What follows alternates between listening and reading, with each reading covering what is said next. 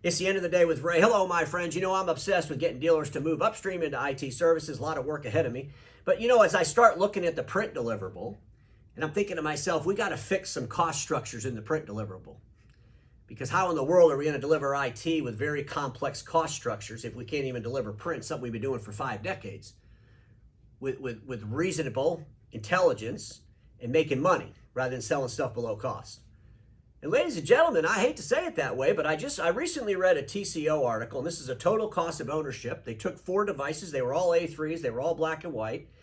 The article was put together by Gap Intelligence, and they were doing a total cost of ownership to an end user. Like, this is what it would cost an end user, including hardware, based on 10,000 pages a month over 5 years, and all the service, all the parts, all the labor, all in, came up with a total amount. But what was interesting in this article, they also shared what the end users were paying per copy for service, to include parts, labor, and supplies. And when I looked at those numbers, I would agree that's pretty much what the market is paying.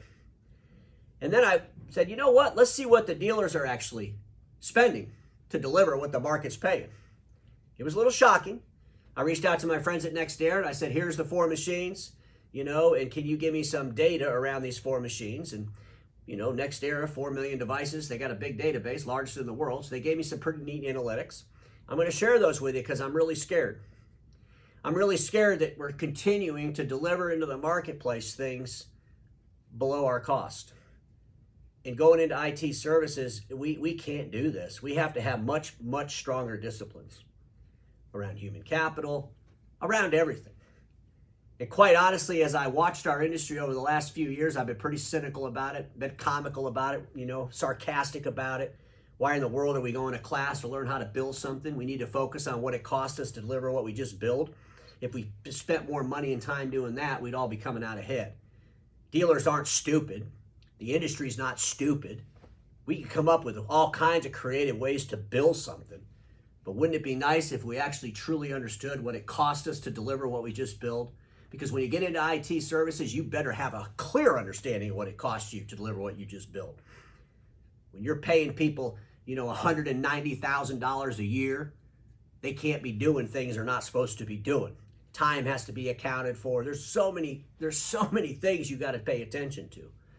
And it's scary that we're not paying attention to these things in the basic core deliverable of print, something we've been doing for 5 decades. I'm going to share some insights in this data, but I want to ask every dealer a question. I want you to think about this hard. If in the year 2027, you could only bill end users for the amount of pages that were produced in the year 2020, would your business survive? Folks, back during this global pandemic in 2020, the heyday of it, dealers did quite well. Some of them bragged about how much money they made. I used to laugh at them. I said, you didn't make any money. You just didn't spend the money. You were collecting money for something you didn't have to provide a service for. You didn't have to provide a supply for. So you should have been making money. But the reality of it is, by the time we get into 2027, customers aren't going to pay for something they're not doing. They're going to have an awareness like never before. And that awareness is going to come from outsiders. And it's going to come from the industry's legacy players that want to innovate themselves and change the game. But the awareness is coming. I don't care how you call it. You could put that printer on the table and call it tabletop. You could put it on a couch and call it couch top, chair top, seat base. It doesn't matter. The end users aren't stupid, and they're not going to pay for something they're not using, they're not consuming. And so the question again, if you took the numbers, and I strongly suggest you do this exercise, we have all the data. Go back and look at what all the machines in your marketplace actually ran in 2020. And if that's all you could collect, could you survive in your current business model without serious changes? Ladies and gentlemen, we see what Xerox is doing with augmented reality. We have analytics getting better and better. We have predictive maintenance getting better and better. We have AI out there. When AI, predictability, and augmented reality all converge, and it's going to converge real soon, we're going to change the game on service.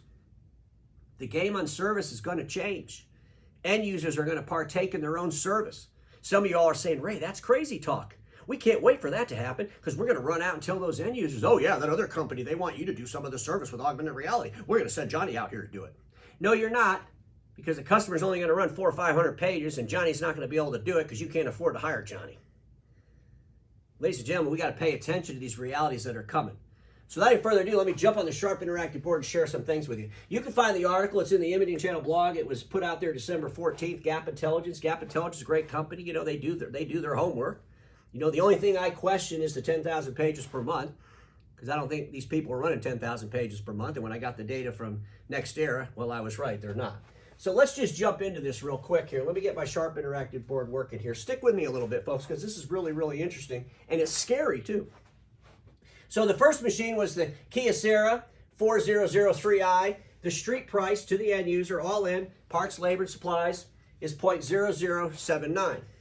We had the Canon DX 4735i. The street price, all in, was 0.0085 to the end user. This is for service only, service, parts, and labor, right, and supplies. The HP LaserJet Managed Flow MFP. I don't know why HP makes these names so damn long, but it's the E82540Z. End user service price, 0.0089. Then we have the Xerox VersaLink B7035H, 0.0099. Those are the street prices. We would all agree that's pretty much what we see out there. Now, I know there's one OEM that'll do it for like 0.005 if you run up against them. We know who that is, right? The one that's losing money all the time. But at the end of the day, it's pretty much what we see. And here's the reality. The dealerships, whether you're a direct, whether you're a dealer, anybody delivering, supplying, and service in print, there's one thing you can't do anymore. You can't go to the customer and say, I need you to pay 3 cents. I need you to pay 2.5 cents. They're not going to do it. They're not going to do it because y'all are racing to the bottom so fast that someone else will do it for nothing. That's why I want y'all to transition to upscale IT, right? We got to offset the loss. So ladies and gentlemen, let me go to the next page because this is where it gets really, really interesting. Let's see who's losing money and who's making money.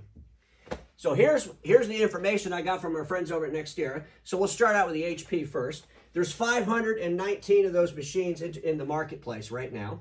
And the average volume on those machines is 4,277 pages. 519 machines, they're running 4,277, nowhere near 10,000, which is a good thing in this particular case, and you'll see in a minute. So the cost for the dealer to deliver that into the marketplace with supplies, parts, and labor all in is 0.0199. And that's with the toner cost, you know, at 0.0098. That's pretty high, right? And, you know, maybe if they sign up and give the HP all their data, they'll be able to lower their price on supplies or not. But, you know, at the end of the day, these are the numbers, right, on the 519 machines. Well, folks, they're out at the street at 0.0089. Yeah, I had to pause there. It's pretty crazy, isn't it? Every time somebody runs a copy on one of those 519 machines, let alone 4,277, they're losing over a penny. And even if you got toner cheaper, you're still way behind the 8 ball. I mean, toner would have to be free, almost, for them to make any money. Let's look at the next one. The Canon, there's 3,104 of those machines. Average volume is 3,339. Again, way below 10,000. Total cost for the dealer to service that is 0.01012. They're on the street at 0.0099. Not losing as much as you're going to lose on the HP, but you're still losing below cost. The next machine is the Kyocera. There's 2,315 of those out on the marketplace. They're averaging 4,695 pages. Dealer cost all in is 0.00729.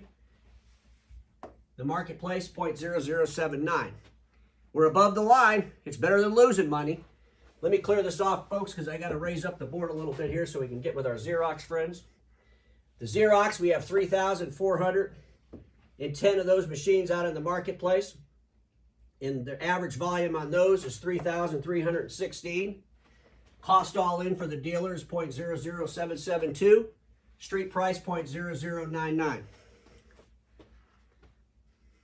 You know, Xerox wins. You can't take it away, but that's still only about 20 points. So, ladies and gentlemen, we got to figure this out because we can't lose money. We can't lose money. And we have to get these disciplines in line. We got to clean up our act so that we can move into the future.